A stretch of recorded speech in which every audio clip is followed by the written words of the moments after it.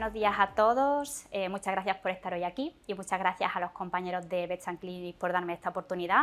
Yo soy Nuria García, soy residente en el servicio de dermatología en el Hospital Clínico Veterinario de la UAB y hoy os voy a hablar sobre las dermatitis papulopustulares en el perro. Aquí os he dejado un pequeño esquema sobre el contenido de la charla de hoy, repasaremos algunos conceptos básicos, describiremos qué es una dermatitis papulopustular, qué lesiones clínicas podemos encontrar en estos pacientes, hablaremos de los principales diagnósticos diferenciales, del protocolo diagnóstico más ordenado, o por lo menos el que nosotros utilizamos aquí en el Hospital Clínico Veterinario, comentaremos un caso clínico y después os daré algunas pequeñas pinceladas sobre algunos mensajes que me gustaría que os llevaseis hoy a casa después de esta presentación. Repasando un poco los conceptos básicos, sería interesante repasar qué es una pápula, qué es una pústula. Como bien sabéis, una pápula es una elevación pequeña de menos de 1 centímetro y una pústula es una elevación que contiene pus y que puede medir más o menos de 1 centímetro, puede tener diferentes tamaños. Si queremos entender el signo clínico, es muy importante también conocer la patogenia, es decir, por qué se forman y cómo se forman estas lesiones. Una pápula básicamente es una acumulación de células inflamatorias en la dermis y en la epidermis. Esta acumulación puede ir acompañada o no de edema. Si viésemos aquí, por ejemplo, un corte de piel normal, donde tendríamos la epidermis, tendríamos la dermis y el tejido subcutáneo, en estas ocasiones las células inflamatorias salen de los vasos sanguíneos, comienzan a acumularse en la dermis y después, mediante exocitosis, pasan a la epidermis y forman la pápula. En el caso de las pústulas es un proceso un poco más complejo. Las pústulas se forman mediante un proceso que se llama acantólisis. La acantólisis básicamente es cuando los queratinocitos se separan porque se produce una destrucción o se produce un ataque de los desmosomas, que como bien sabéis son estructuras que los mantienen unidos. Entonces, cuando estas estructuras se destruyen, que se pueden destruir, como veis aquí en la presentación, o bien por la acción de mutaciones genéticas, como por ejemplo la enfermedad de Darier en el perro, por la presencia de un ataque inmunomediado, como vemos en los casos del pénfigo foliáceo, o por la liberación de algunas toxinas por parte de algunos hongos o algunas bacterias que destruyen estas uniones y los queratinocitos se separan. Si viésemos aquí un corte de piel normal, donde tendríamos un estrato basal, un estrato espinoso, un estrato granuloso y un estrato córneo, estas estructuras que veis aquí en azul corresponderían con estos desmosomas. Entonces, cuando estas estructuras se destruyen, los queratinocitos se separan y todo este proceso llama a células inflamatorias que van a quedar atrapadas en esta lesión, en esta pústula. Si vemos aquí una citología de uno de estos pacientes, si os fijáis vemos todo el fondo de células inflamatorias, que en esta ocasión son neutrófilos, y después si os fijáis en detalle hay otras células más grandes, basófilas, redondeadas, con un núcleo central, que serían estos queratinocitos acantolíticos. Si repasamos qué es una dermatitis papulopustular, qué lesiones van a presentar nuestros pacientes que van a dar nombre a este patrón dermatológico, pues estos pacientes van a tener sobre todo, fundamentalmente, pápulas que evolucionan a pústulas, ¿vale? Esta sería la lesión principal, y aparte de eso podemos ver otras lesiones, como por ejemplo costras, collaretes epidérmicos, alopecia. Es muy importante en este tipo de patrón que os fijéis en ciertas características que os van a ayudar en vuestro diagnóstico diferencial, es decir, estas pápulas y estas pústulas son foliculares o las vemos en la piel interfolicular, son lesiones grandes, son lesiones pequeñas, amarillas, hemorrágicas, afectan solamente a la cara, a los pabellones auriculares, afectan a todo el cuerpo, o cómo se localizan, las vemos en forma aislada o forman grupos, y si forman grupos, ¿cómo lo hacen? En forma ciforme, forma reticular, ¿vale? Toda esta información os va a ayudar bastante en vuestro diagnóstico diferencial y es importante que os fijéis en estos detalles cuando examinamos a estos pacientes. Aquí os pongo algunas imágenes, algunos ejemplos. En este caso veis que tenemos algunas pápulas, tenemos algunas pústulas de diferentes tamaños, rodeadas por bordes eritematosos, y en este caso las lesiones se encuentran de forma aislada, ¿vale? No forman grupos. Sin embargo, si vemos este otro ejemplo, también tenemos lesiones pustulares ya más tipo costrosas, amarillentas, pero aquí las lesiones no están aisladas, ¿verdad?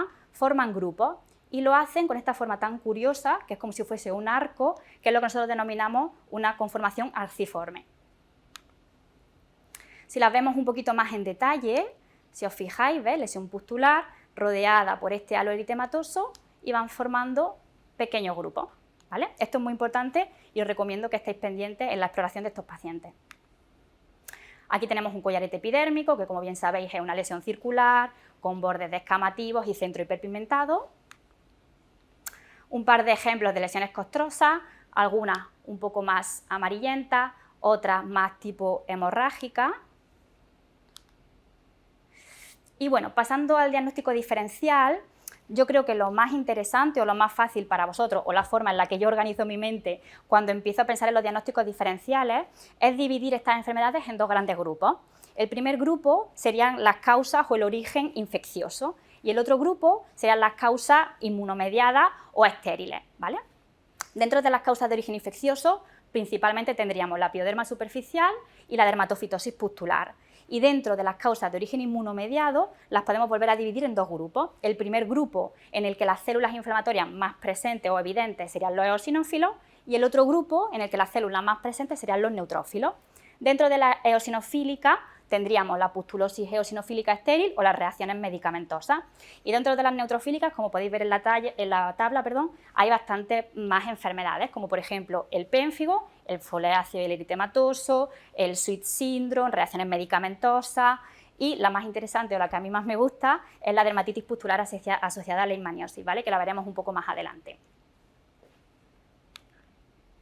Ahora haremos un repaso por estos grupos de enfermedades y os daré algunas claves, algunos tips que os pueden ayudar en el diagnóstico de estas enfermedades. Empezaremos por las causas de origen infeccioso. La pioderma. Vale, como bien sabéis, la pioderma está causada principalmente por el Staphylococcus pseudointermedius, que es una bacteria que reside de forma normal en la piel de los perros. Y estas piodermas siempre tienen una causa primaria, o la mayor parte de las veces. Entonces, cuando nosotros tenemos un paciente con una pioderma, no podemos quedarnos ahí, sino tenemos que preguntarnos ¿por qué? ¿Por qué este paciente tiene pioderma? ¿Es un paciente que tiene una hipersensibilidad? ¿Es un paciente que tiene una endocrinopatía? ¿Es un paciente que está inmunosuprimido? ¿Vale? Tenemos que ir un poco más allá en nuestro diagnóstico. Y en relación a la presentación clínica, básicamente tenemos tres presentaciones. La más frecuente es la foliculitis bacteriana, ¿vale? En la que veremos pápulas y pústulas foliculares. Después tendremos la presentación del impétigo, en el que vemos pústulas más grandes, normalmente más flácidas, sobre todo en la zona abdominal, y la vemos en cachorritos o en pacientes ya geriátricos, normalmente inmunosuprimidos, ¿vale? Y después la pioderma superficial expansiva, en la que la lesión clínica principal serán los collaretes epidérmicos. ¿Cómo será la citología de estos pacientes? Pues bueno, en esta citología veremos células inflamatorias con mayor o menor cantidad de células acantolíticas y la presencia de bacterias, normalmente cocos, intracelulares. Evidentemente serán pacientes que tendrán un cultivo positivo, y es muy importante esta puntualización porque serán pacientes que van a responder de forma correcta al tratamiento antimicrobiano específico, ¿vale? Esto es importante, más adelante os explicaré por qué. Aquí vemos algunos ejemplos. Tenemos un impétigo en un cachorrito, que os fijáis, son pústulas a nivel del abdomen. Y esta es la clásica, ¿no? La presentación de la foliculitis bacteriana con alopecia multifocal, que es lo que conocemos como el patrón en apolillado, ¿no? Porque parece que una polilla le ha ido quitando pequeños fragmentos del pelo y se queda este cuadro de alopecia multifocal. En relación a la dermatofitosis pustular, como bien sabéis, está causada principalmente por tricofito, ¿vale? Suelen ser lesiones que aparecen a nivel facial, porque estos animales se contaminan cuando juegan con cadáveres en el suelo principalmente, entonces suelen ser lesiones que aparecen en el plano facial. Y sufren una cosa curiosa que se llama el efecto dominó, es decir, suelen ser lesiones que aparecen en un punto y que después se van extendiendo, ¿vale? Hacen el efecto dominó. Esto es interesante porque, por ejemplo, otras enfermedades como el pénfigo foliáceo, que es su principal diagnóstico diferencial y que es una enfermedad inmunomediada, normalmente, aunque sea también de afectación facial, las lesiones aparecen en diferentes puntos al mismo tiempo, pero no sufren este proceso en el que la lesión empieza en un punto y se va extendiendo. Esto os puede ayudar bastante en vuestro diagnóstico diferencial para diferenciar una presentación de otra. En las citologías de estos pacientes veremos células inflamatorias y, si tenemos suerte, veremos estructuras fúngicas. Son animales que evidentemente tendrán un cultivo o una PCR positiva, y si llegamos a biopsiar estos pacientes, porque el resto de pruebas no las tenemos claras, podemos pedir tinciones específicas en el tejido, como puede ser el PAS o el GROCOT. Aquí os he puesto una imagen muy bonita de un perro con una dermatofitosis pustular. Y pasaremos ahora a las causas de origen inmunomediado. Para intentar hacerlo un poco más fácil, he intentado resumir la información principal en una única diapositiva, aunque ahora veremos las enfermedades por separado, pero creo que quizás así os quede más claro. Estas enfermedades pustulares, eosinofílicas y neutrofílicas estériles pueden tener diferentes etiologías, fármacos, enfermedades infecciosas, enfermedades inflamatorias sistémicas, ¿vale? Sí que todas ellas guardan ciertas características que las hacen similares, como por ejemplo, suelen ser lesiones que vemos sin ninguna alteración, porque son animales que no suelen tener picor, por lo que no suelen romper las lesiones y podemos llegar a ver estas pústulas de forma intacta. Son enfermedades que también suelen afectar bastante al plano facial y es muy importante que os fijéis en los pabellones auriculares, ¿vale? Porque es un sitio bastante frecuente y característico de este grupo de enfermedades inmunomediadas. Y por último, cuando hablábamos antes de la conformación o la agrupación de las lesiones, estas enfermedades tienden a ser agrupaciones policíclicas, arciformes, curiosas, que en otras enfermedades de origen infeccioso no vemos. En relación a la citología, evidentemente vamos a ver la presencia de células inflamatorias con más o menos queratinocitos acantolíticos y idealmente no veremos agentes infecciosos. Sí que es verdad que esto no es siempre así, porque como bien sabéis, en dermatología todo puede complicarse con infecciones bacterianas secundarias, entonces muchas veces en las citologías de estos pacientes podemos ver la presencia de bacterias. Y aquí viene la clave, ¿vale? Estos animales pueden tener un cultivo positivo, porque como bien os digo, son animales que pueden tener infecciones bacterianas secundarias, pero son animales o pacientes que no van a responder al tratamiento antimicrobiano específico, porque el papel que juegan las bacterias en estos casos no es importante, no es relevante. A nivel de histopatología, hay diferentes histopatologías que ahora repasaremos y dependiendo del caso podemos pedir diferentes tinciones o inmunohistoquímicas según necesitemos. Y también podemos pedir algunas pruebas específicas, como por ejemplo serología de Leishmania en la zona en la que estamos. Empezaremos por el pénfigo foliáceo, ¿vale? Como bien sabéis, el pénfigo foliáceo es una enfermedad autoinmune, ¿vale? Y puede tener diferentes desencadenantes, fármacos, radiación ultravioleta, ¿vale? Y a nivel de presentación clínica tiene varias cosas curiosas. La primera es que es una enfermedad bastante cíclica, es decir, estos animales pueden sufrir oleadas de la enfermedad. De hecho, es frecuente que algún propietario te llame, oye, necesito que vengas a ver al paciente porque está bastante mal, y cuando viene a consulta pasada una semana, 2 semanas, de repente el cuadro ha desaparecido. No es que el animal haya curado, sino que probablemente esté haciendo una de estas olas de la enfermedad, ¿vale? Y a nivel de la presentación clínica, básicamente hablamos de 3. La más frecuente, la más común, es la que afecta al plano facial sin afectación truncal, ¿vale? Esa es la común y la que vemos de forma más característica. Después tenemos la forma truncal, sin afectación facial, y después la que está asociada, que está muy curiosa, a la administración de ciertos insecticidas o acaricidas. Entonces veremos pacientes que tienen lesiones focales en el punto de aplicación de estos tratamientos. El diagnóstico final de esta enfermedad es histopatológico, ¿vale? Veremos lesiones pustulares, normalmente neutrofílicas y con gran cantidad de células acantolíticas. Estas células acantolíticas normalmente se van a agrupar generando grupos que pueden quedar incluso adheridos al techo de la pústula. Ahora veremos una imagen de un artículo reciente. Y después tenemos el pénfigo eritematoso, en el que tendremos pacientes que combinarán 2 patrones, lesiones de pénfigo foliáceo y lesiones de lupus eritematoso discoide. Aquí os he puesto una imagen de una de estas pústulas en pacientes con pénfigo. Si os fijáis, es una pústula subcorneal. Cuando la vemos aquí a mayores aumentos, tenemos todo el contenido de células inflamatorias que son neutrófilos en este caso y podemos ver estos agregados de células acantolíticas que en este caso, como os comentaba, se quedan adheridas al techo de la pústula. Aquí os pongo un caso. Si os fijáis, tenía estas lesiones pustulares en el puente nasal y, como hemos comentado, en pabellones auriculares. Aquí os pongo una imagen del pénfigo foliáceo en humanos, que si os fijáis también es una enfermedad pustular y de afectación facial. La dermatitis pustular asociada a la leishmaniosis, como comentaba antes, es bastante interesante. Verdaderamente la etiopatogenia no la conocemos, sabemos que son pacientes que van a tener por un lado leishmaniosis y por otro lado una enfermedad neutrofílica estéril, pero verdaderamente la causa-efecto o el por qué estas enfermedades conviven a la vez en un mismo paciente no lo sabemos.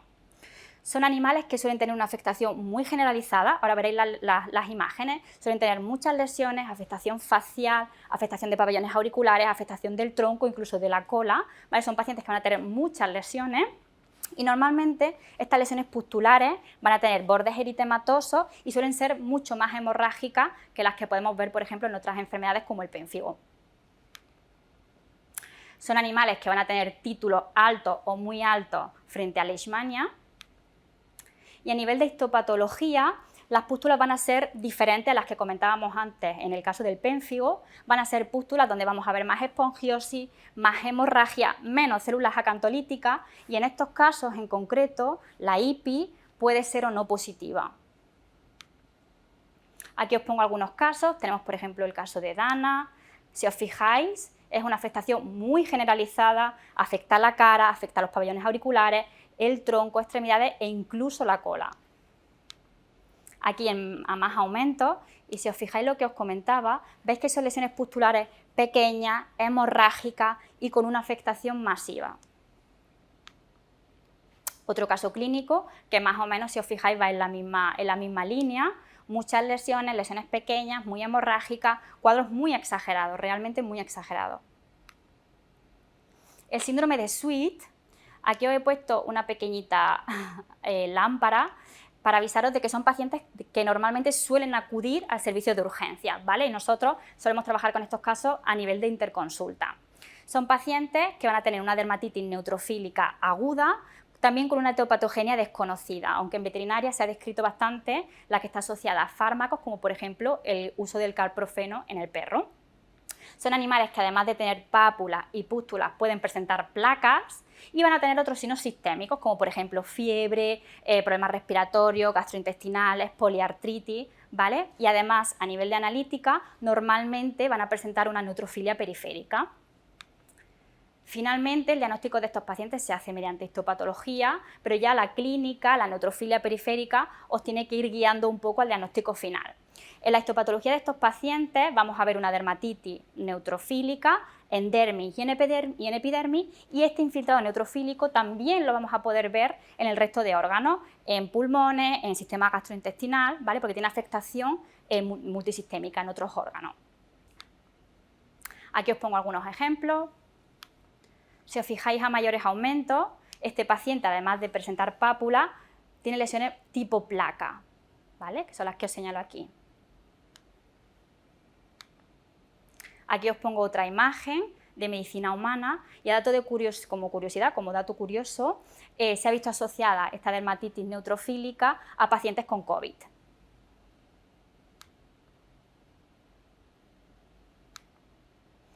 Vale. Aquí os he puesto un pequeño esquema que yo creo que resume nuestra forma de trabajar con estos casos clínicos. Sí que tenéis que tener en cuenta que el diagnóstico y el tratamiento de estos pacientes es muy complejo porque requiere mucho conocimiento a nivel de citología, histopatología, microbiología, pero bueno, creo que este resumen es bastante bueno y os puede ayudar a empezar a trabajar con estos casos clínicos. Entonces, en estos pacientes siempre vamos a empezar trabajando con la citología, ¿vale? Como en muchísimos casos en el campo de la dermatología. Entonces, en la citología podemos tener tres grandes escenarios. El primero es que hagamos una citología, veamos la presencia de células inflamatorias y ya veamos estructuras fúngicas. En ese caso, realizaremos un cultivo, una PCR y pondremos el tratamiento apropiado. En el segundo caso, podríamos tener presencia de células inflamatorias y que ya nosotros en nuestra citología veamos bacterias. En ese caso, realizaremos un cultivo y un antibiograma y pondremos un tratamiento antimicrobiano específico. Si el paciente mejora con el tratamiento antimicrobiano específico, ya empezaremos a pensar en causas primarias de pioderma, pero ya tendremos un diagnóstico de pioderma. En el caso en el que empecemos a tratar con un tratamiento antimicrobiano específico y el paciente no mejore, el siguiente paso sería hacer histopatología.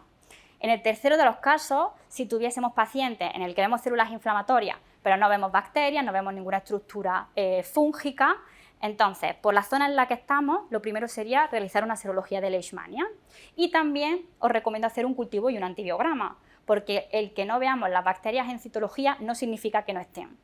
Entonces, si el cultivo y el antibiograma sale positivo, repetimos, tratamos con el tratamiento antimicrobiano específico y valoraremos resultados.